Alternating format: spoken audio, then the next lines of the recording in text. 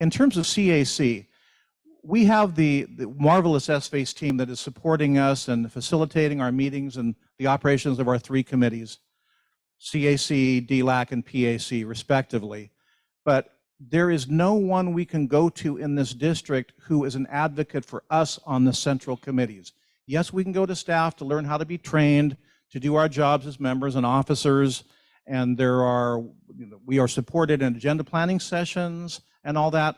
But if we have concerns or issues that come up with us as members, I don't want to say going up against the SFACE team, but concerns that come up, we understand, I personally understand, everyone who supports us in this office are district employees. Their first responsibility, I do believe, is to their employer, not necessarily to the parents who serve on the central committees. So what we've been talking about, JP and I, is the idea of a central parent, an advocate to support members of all 3 central committees, to be sort of a neutral arbitrator, but more than that, be someone we can go to, we know they support us and they understand us, and they don't report to someone who might tell them, oh, you know, keep those parents in line. We've heard that before. Keep them in line, keep them calm. I'm not talking about anyone here on SFACE. Well, there was a situation recently with our CAC agenda. We had a possible idea for a board, what could be turned into a board resolution brought by one of our members, Mr. Peterson. It was on the agenda under announcements at the end of the meeting. A day before the meeting, we got called from SFACE admins, officers, you have to come on to a special meeting. We've been told that we have to take that off the agenda.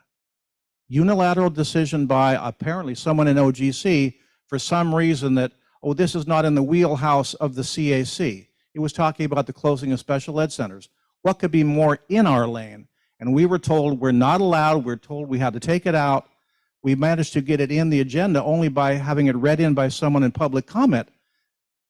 But we are flabbergasted. The district is taking upon itself to tell us, a central committee, what we are allowed and not allowed to have in our meeting agenda. Astounding. Yeah. So not having all the details, you know, it does sound odd. You know, I come from a school of thought where a chairman of an advisory entity usually controls the agenda. There may be some extraordinary legal limitations, but that should be the exception, not the rule. That's my own personal perspective. I'd like to add to that.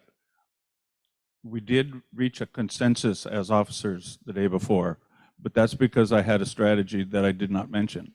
And I did not have to do any tactics to make it occur, but when somebody came on public comment and asked if they could read it, and I said yes.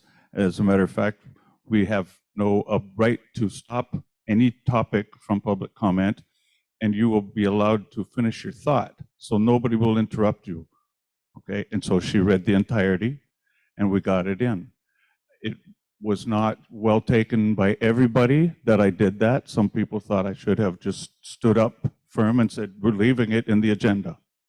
So what that brought to light for us, Paul and myself as chairpersons, was that we had nobody to turn to. Nobody with a fiduciary obligation to us. So I'll say, you were here for the meeting with DLAC. A similar recommendation was made, and I do subscribe. You know, I employed that type of position as soon as I got here, creating an entity to be like an ombudsman for children who had been victims of or allege some type of abuse by school personnel. Because obviously these are very, very sensitive cases. It's usually a he said, she said, and if there are no witnesses, it becomes a very, very difficult case to substantiate, to prove, right? And my question was, who is the advocate for the child?